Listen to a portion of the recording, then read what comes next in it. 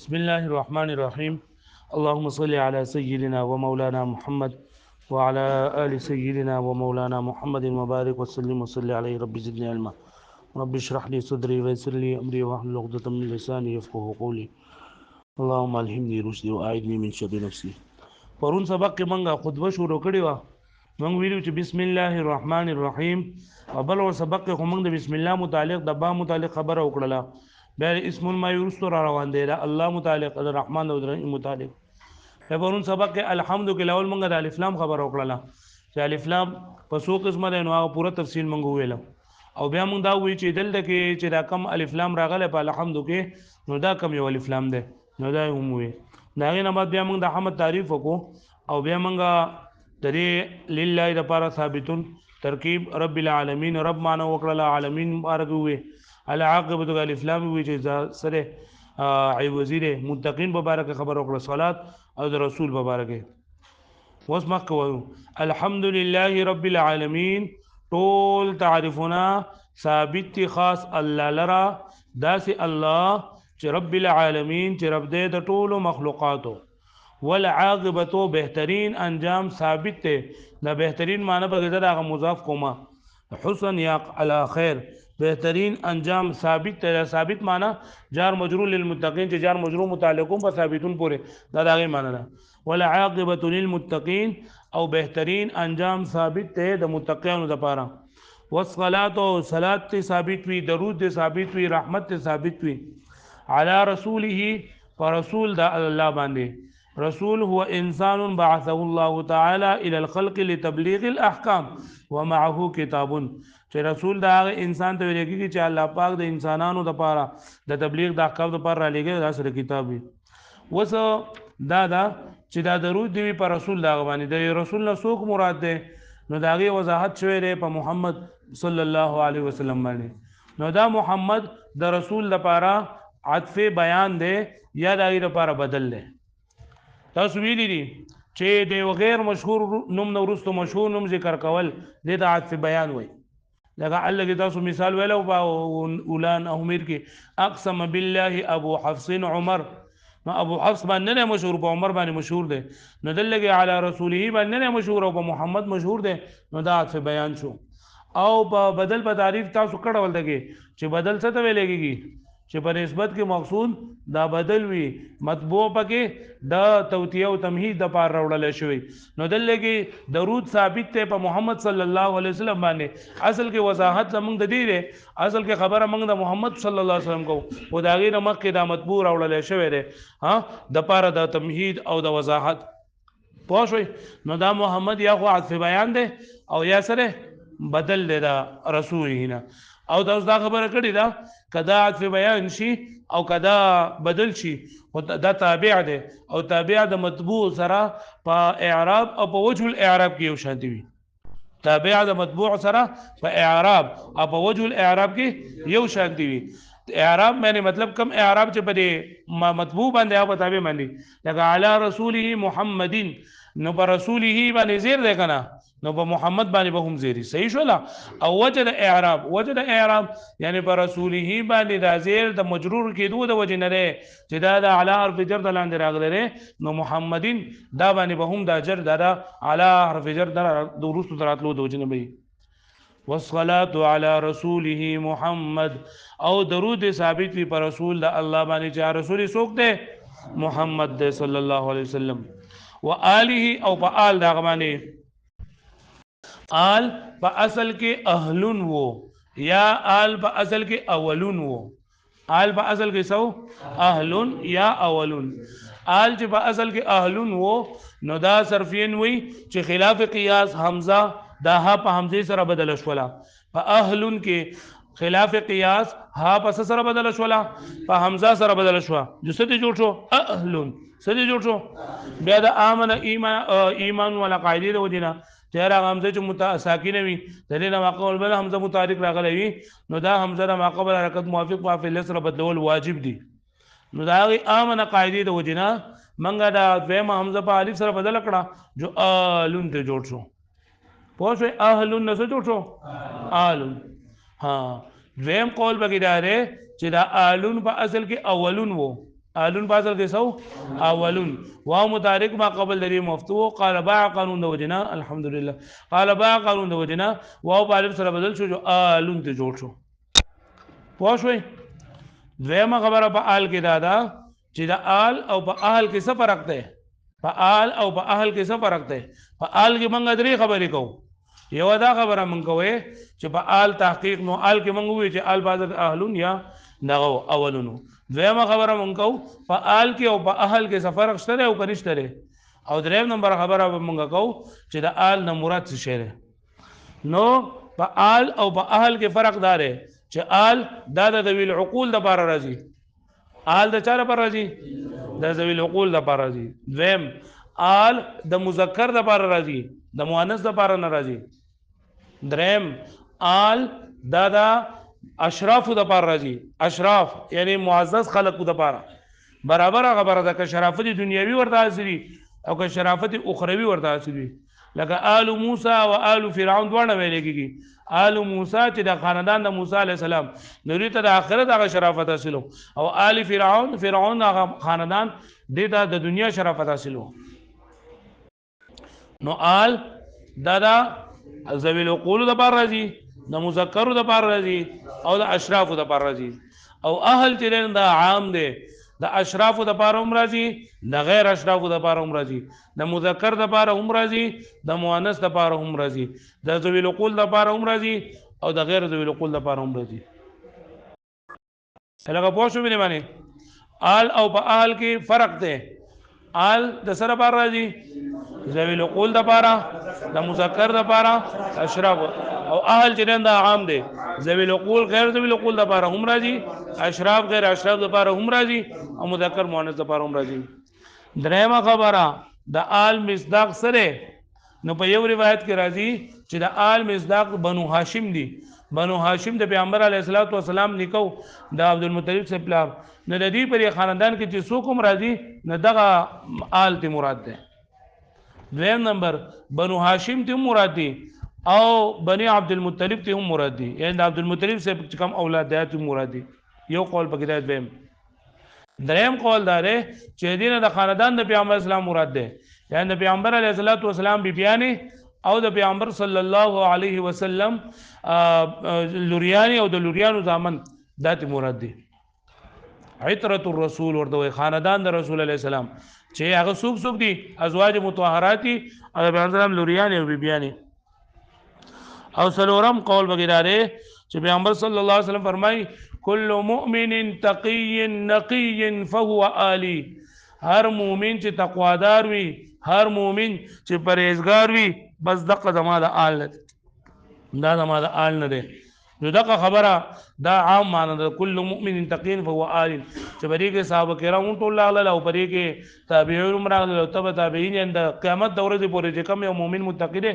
دعای کې د آل راغی نو موږ وایو چې درود ثابت وي پر رسول الله سلام باندې دا په آل باندې نو نه آل نه مراد سره نو یا خو د پیغمبر سلام بیبیانی یا بنو هاشم اولاد او یا بنو عبدالمطلب او یا چې نه د هر مؤمن متقی دا مراد ده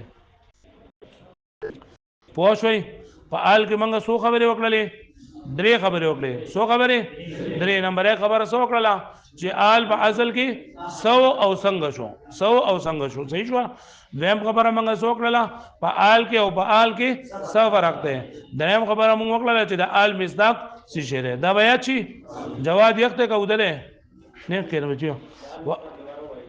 د آل مصداق سره سلور قولونه موږ ویلو یو موږ وی چې د آل نه مراد بنو هاشم دي دویم د آل نه مراد بنو هاشم او بنو عبدالمطلب دوانه دي بنو عبدالمطلب دوانه دریم نمبر موږ وی چې د دینه مراد عترة الرسول یعنی خاندان د رسول الله سلام دی مراد ده چې هغه ازواج مطهرات او پیغمبر سلام لوریانی او د پیغمبر سلام د لوریانو زامن داتی او څلورم نمبر هر مؤمن تقوادار پرهیزګار دا د پیغمبر سلام وچ زما آل ده کل مؤمن تقی فهو آلی بیا به بل ټکی دی اصحابه اصحاب جمع د صاحب دا اصحاب جمع د صاحب دا او ستوي صحابي ستوي هو المؤمن الذي ادرك صحبة النبي صلى الله عليه وسلم هو المؤمن الذي أدرك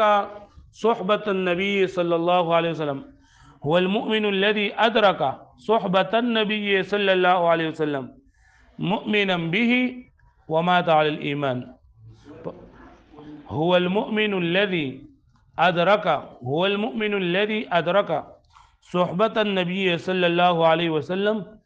مؤمنا به ومات على الإيمان. وای دا هغه کس ته ویل کېږي چې پیغمبر علیه السلام په یقه باندې لیدلی د پیغمبر سلام صحبت ورته حاصل وي، په پیغمبر سلام باندې ایمان هم راوړی او د ایمان بالغ کې د دنیا نه تللی. هو المؤمن الذي أدرك صحبة النبي صلى الله عليه وسلم مؤمنا به ومات على الإيمان. مؤمنا به ومات على الإيمان. لکه څه ته وایي صحابي څه ته وایي چې په یخه باندې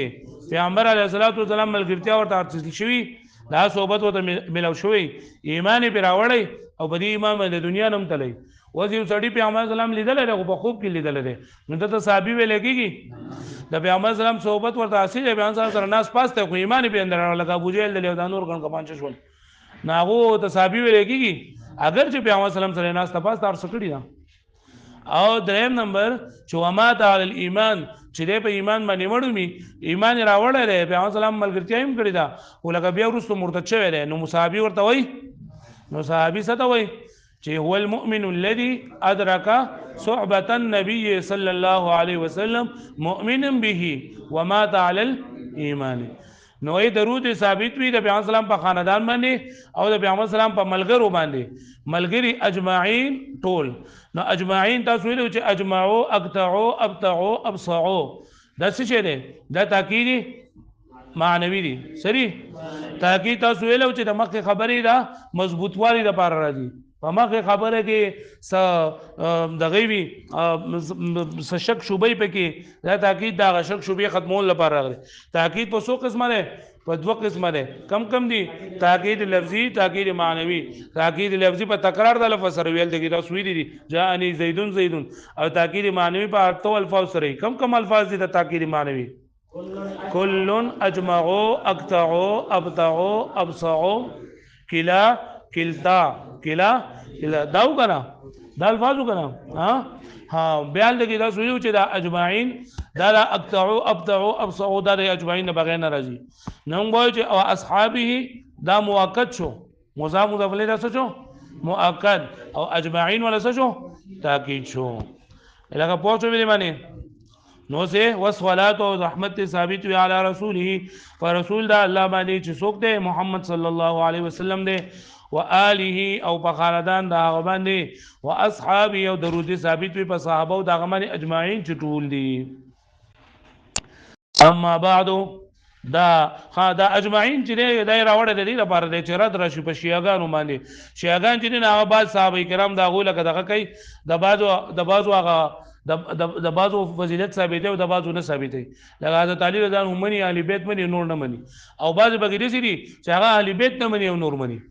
زمونږ د صحابه کرام په باره کې دا عقیده ده چې الصحابه كلهم عدول، صحابه کرام ټول عادلان دي رضی الله تعالی عنهم رضوان الله دا غونه راځي ټول انا راځي دي. کله هغه په خپل زمانه کې څه خبره اترې راغلي زمونږ بای کې سکار نه سره چې موږ په کوی چې پلان کې پاکه د پلان کې بنا کړي، ټول د الله طرف دی او ټول پیغمبر سلام د صحبت لپاره الله تعالی غوړه کړی دي. یو ته روافض و یو ته خوارج وي. روافض شیعاګان چې دا دي نو د اهل بیت ډیر زیات دغه کوي احترام کوي او د نور نه کوي، لکه حضرت علی رضی الله عنه، فاطمه رضی الله عنها، حضرت حسن حسین د دو ادعای کوي، حضرت ابوبکر ته نعوذ بالله کنزل کوي، حضرت عمر ته کنزل کوي او نور صحابه کرام ته کنزل کوي، خپل خرول سپول دا غوینه مونږ دي. او بعض بګیدي سي دي چې خوارجي نه، خوارج د نور صحابه کرام عزت او احترام کوي او د حضرت علی رضی الله عنه ته کنزل کوي او حضرت فاطمه رضی الله عنها ته کنزل کوي، د نور ته صحابه کرام ته کوم چې په اهل بیت کې ته کنزل کوي. دواړه چې گمراه ډلې دي، دواړه گمراه ډلې دي. اما بعد، اما باصل کې مهماو، اما باصل کې مهماو مها په حمزه سره بدل شو، ما ته جوړ شو او بیا د قلب مکاری بګو شو، حمزه د میم زیاده اما ته جوړ شوی دی. اما شرطیه دلته مهما یکون اصل کې څه دی؟ مهما یکون شیء، مهما یکون شیء بعد الحمد والصلاه فهذا مهما يكن شيء بعد الحمد والصلاه بعدو کې به خبره کو ان شاء الله تاسو کړم دا چې د قبل او بعد سوالتونه دي وای کنه دا ټول څه غزور سبق اړولې کې بری کوونی څه نشته د قبل او بعد سوالتونه دي نمبر 1 چې د قبل او بعد مضاف الیه مذکور وي قبل او بعد مضاف الیه سوي مذکور وي دویم نمبر محذوفي خو نسیم منسیه محذوفي غسو نسیم منسیه مطلب تاسو ولته په ټکټ کې لیکلو چې نه خو په لفظونو کې موجود وي او نه په ذهن کې موجود وي نه په لفظونو کې موجود وي او نه په ذهن کې موجود وي او دریم نمبر چې مضاف الیه محذوف منوي وي مضاف الیه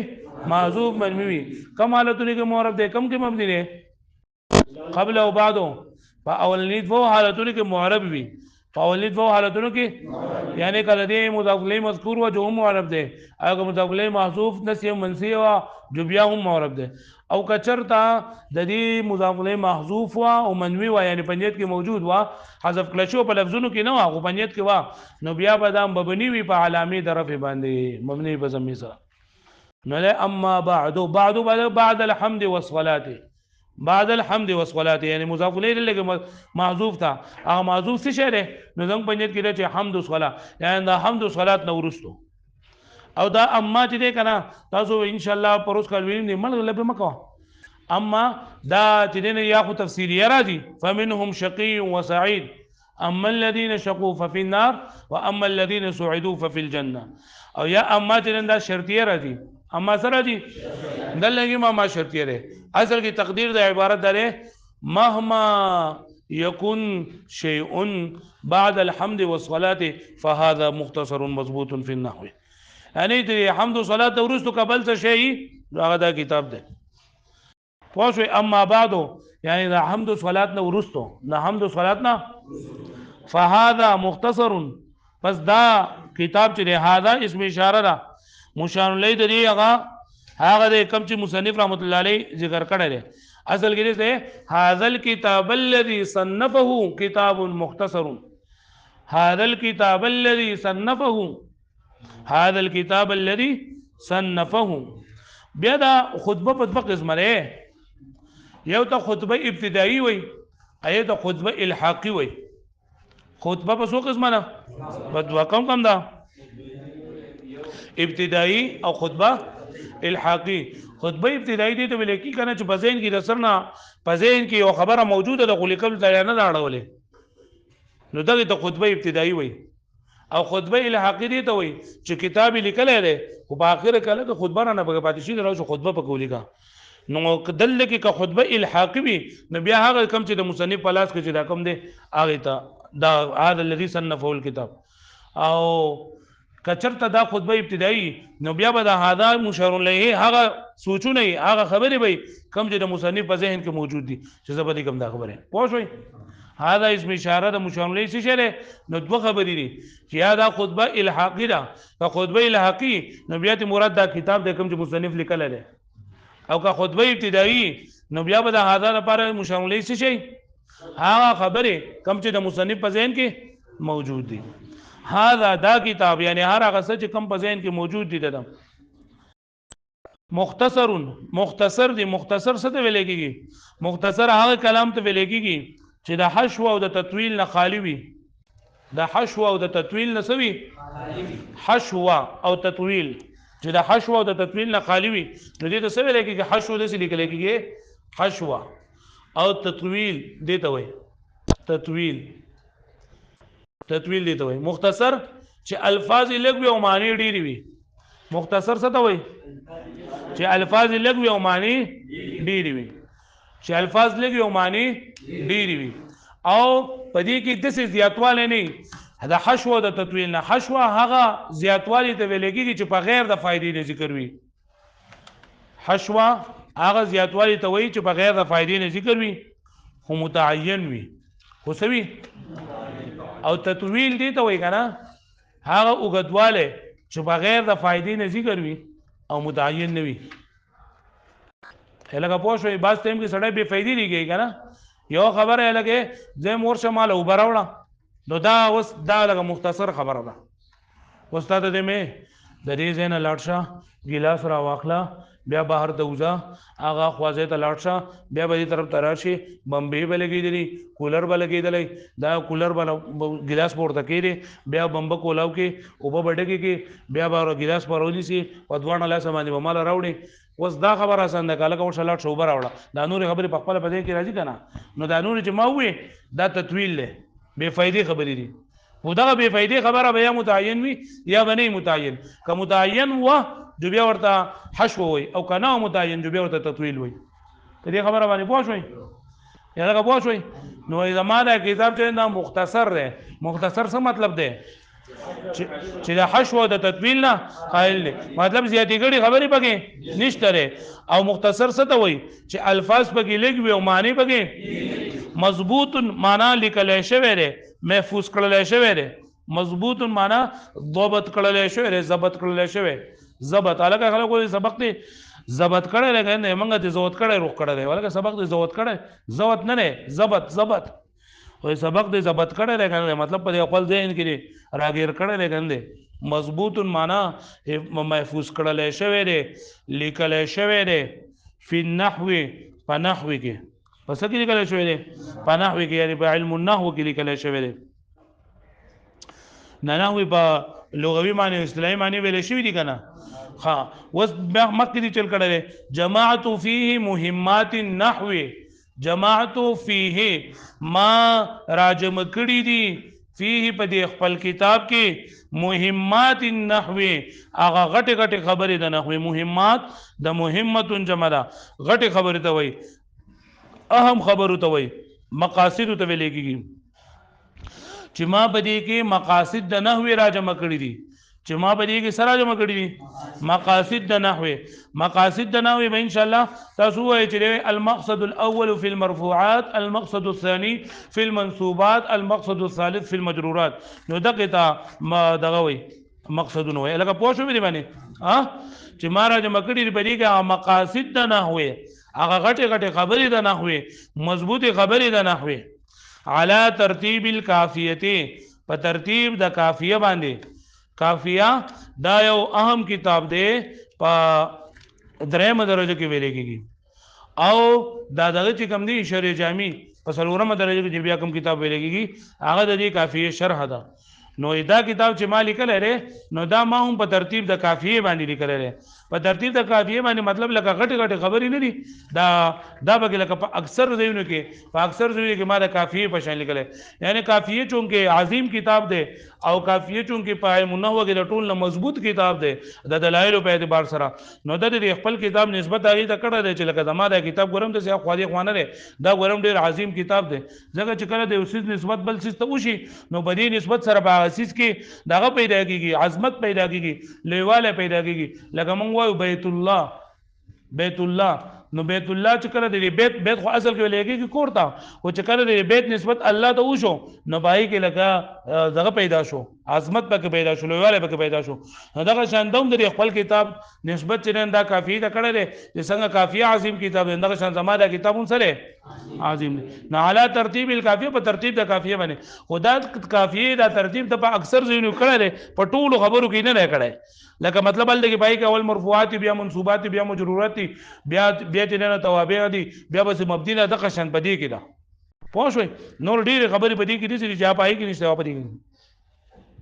مبوبا ومفصلا یا مبوبا ومفصلا کته څو په کتابونو ته وګورئ نو بری باندې مبوبا هم لیکل لري او مبوبا هم لیکل لري کنه لیکل او مفصلا هم لیکل لري مفصلا هم لیکل لري ټیک شو نو دا خبره او بتاو ته معلومه چې مبوبا او مفصلا او که مبوبا چې مفصلا شي خو باب بسید دي باب تفعیل او که مبوبا مفصلا شي نو دواړه د اسم مفعول څخه شوي او که مبوبا مفصلا شي نو دواړه د څه څخه شوي د اسم فاعل څخه شوي ها وس لاول منغ وایو چې دا مبوبا او مفصلا دي سره نو کدا مبوبا او مفصلا شي نو په دې صورت کې بیا دا حال واقع وي په جماعتو کې د دوی تو ضمیرنا په جماعتو کې د تو ضمیرنا معنی به د شي جماعت فيه فهذا مختصر مضبوط فی النحو دا زمانه کتاب یو مختصر کتاب دی چې لیکل شوی دی په نحو کې جماعت ما را جمع کړی دی په دا کتاب ما را جمع کړی دی په دې کې په داسې حال کې مې را جمع کړی دی چې مبوبه منفصله چې د دې باب جدا جدا او فصل میں جدا جدا ذکر کړی دی دا پوه شئ یعنی مطلب په دې کتاب کې چې ما کله راجمع کول کړی دي او دا راجمع کول ما په داسې حالت کې کړی دي چې بابونه مې دیوبل نه جدا کړی دي فصلونه مې دیوبل نه جدا کړی دي او کچرته دا مبوبا او مفصلا شي نو په دې صورت کې بیا هم دا حال واقع وي خدا با په دې کې بیا دوه قول دي چې یا خو په دې فيه جماعت فيه نو په دې فيه کې دا هي زمين نه ده د دین بیا دا دغه واقع ده په فيه کې د هي زمين نه بیا دا حال واقع ده نو بده چې بیا ترګه جماعت فعل فاعل فيه حرف جر او هي ذو الحال او مبوبا ومفصلا دا ولا شو معطوف علی حال ما او حال سره خپل ذو الحال سره خپل حال نه دا مجرور شو دا فيه حرف جر ته پاره هغه پوه شو به معنی او مهمات النحو دا مفعول به دی مفعول به دی جماعت د پاره مفعول به دی او مفعول به خو منصوبي او مهمات باندې جر راغله لکانو جمع مؤنث سالم دی او په جمع مؤنث سالم کې حالت رفعی تابع ده سوي حالت نسبی تابع ده سوي د حالت جری پوه شو یعنی د حالت نسبی په کسر لفظي سره راځي هغه پوه شو به معنی نو مبوبا او مفصلا کله اسم فاعل څه شي نو بیا به حال د چانه واقع وي په جماعتو کې د تو ضمیرنا اب ذل حال وي دا بوله سوي حال وي نو ترکیب به بیا دې کومه جماعتو تو جماع فعل تو ضمیر مرفوع متصل ذل حال مبوبا ومفصلا مضاف معطوف علیه دا حال شو ذل حال سره خپل حال دا فاعل پوه شوي پوه شو به معنی او کچرت مفعول شي مبوبا منفصلا چې بیا به د هی زمين نه سوا کوي حال واقع الګه پوه شو به معنی فهذا مختصر زمانہ کتاب دا مختصر دی یعنی معنا مطلب لګی دی معنی ډی او الفاظ کم دي مضبوط محفوظ کړی شوی دی لیکل شوی دی په علم النحو کې جماعت فيه مهمات النحو ما راجم کړی دي بدا پدې کې مقاصد د نحو غټه خبره د نحو على ترتیب الکافیه په ترتیب د کافیه باندې مبوبا ومفصلا په داسې حال کې جزاء ګرځون کې ماغل رباب باب او زه جوړون کې مګرځون کې ماغل فصل یا جوړ کړی شوی دی دا کتاب با چې راجم کړی مې دي په داسې حال کې چې کتاب ګرځولای شوی دی باب او فصل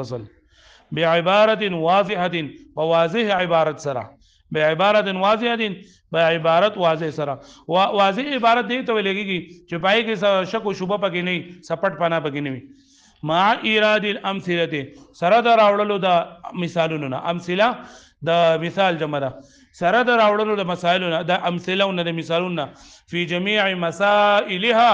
پټول مسائلو کې یعنی په دې خپل کتاب کې ما بابونه فصلونه ذکر کړی دي او په دې کې د ټول مسائلو لپاره ما مثالونه راوړي دي لکه پوه شئ من غیر تعرض للادله والعلل دا به ان شاء الله جو سبب بیا وې دغه ځنه